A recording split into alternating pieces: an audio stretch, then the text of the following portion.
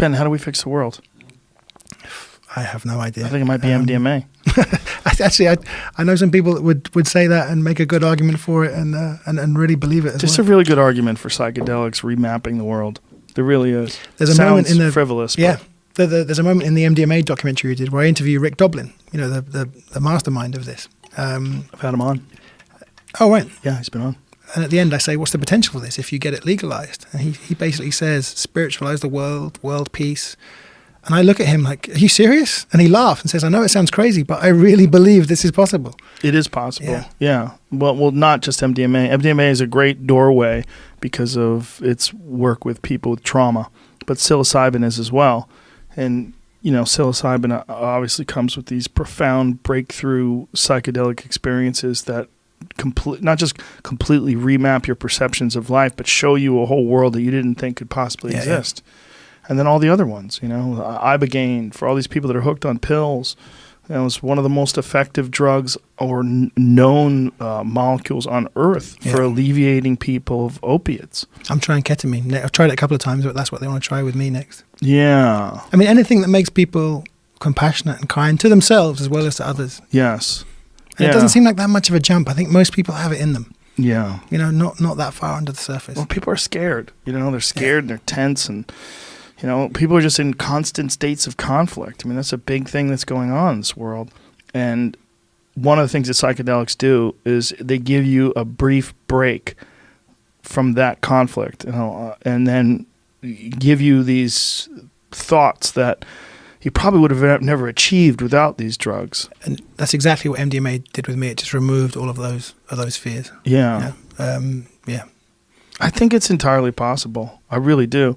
I think it's there's a real case for us being able to set up some sort of clinics, some sort of supervised psychedelic experiences where one after another people start changing, and then that trickles down. They start changing the people around them. People say, well, what happened to Mike? Like, oh, Mike did mushrooms at this new clinic that they're opening up, and they're changing. He's a new guy. He's a different person. He's so nice. And then they join too. And I mean, I just think there's so much room for that in this world. It's so difficult to change who you are. People rarely change. Yeah. They become a slightly different version of who they were 5, 10, 15 years ago. But they rarely actually change. Yeah. And even to people who are completely skeptical about this, the fact this is helping veterans means that everyone is behind it. Well, it's a great way to get in. Yeah. Yeah, I mean, they're very wise, MAPS is, in their approach to this one particular modality, because if they can actually achieve this, you're going to also achieve it and help people that are in the community that's least likely to accept psychedelics, right-wing, pro-war, MAGA people. Like those people, I mean, those are probably the least likely, if you wanted to generalize, to accept psychedelics. We watched the Fox News segment with Rick at his house in Boston of Fox News talking about MDMA for veterans. Well, how did they approach it? Well, they looked at each other at the end and said, do you ever think you'd do a pro-ecstasy piece? And they said, no, but if it helps the veterans, I guess we're for it too, right? Yes, exactly. Yeah, exactly. Yeah. And if it can lower crime rates to get people on mushrooms, I mean, if dimethyltryptamine can change people's perceptions, there's so many of these different drugs, too, that you could introduce people to under a clinical supervision setting where you could change their... I mean, how many people are involved in psychotherapy and it doesn't do a goddamn thing to them? They just keep going back and forth. Or they numb them up with pills. Oh, with me, it was Zoloft straight away. Yeah, of course. It didn't work, so they doubled the dose. Didn't work, doubled the dose again. I was just a zombie. Yeah, and that... I don't have any experience with it, but I know people that have had very negative experiences where just the world becomes, all the bright colors are gone, and the world just becomes weird. That's exactly dull. What it was. Dulled everything. Yeah. And the great thing about MDMA is it's not a potential opioid crisis because it's a therapist sitting down giving you the pill. Right. I don't give you 50 pills and you can abuse it however you want. Yeah. It's done. I mean, logistically, doing what you say is going to be hard to set up. We need a lot of therapists, a lot of facilities, but it's possible. Well, once there's success, and then it becomes a business. Then it can happen. I mean, once insurance starts covering it, once people start experiencing positive benefits, you can get it from both sides, right? You get it from the commerce aspect. You get money starts coming in. People start paying for it, and it becomes a business that's successful.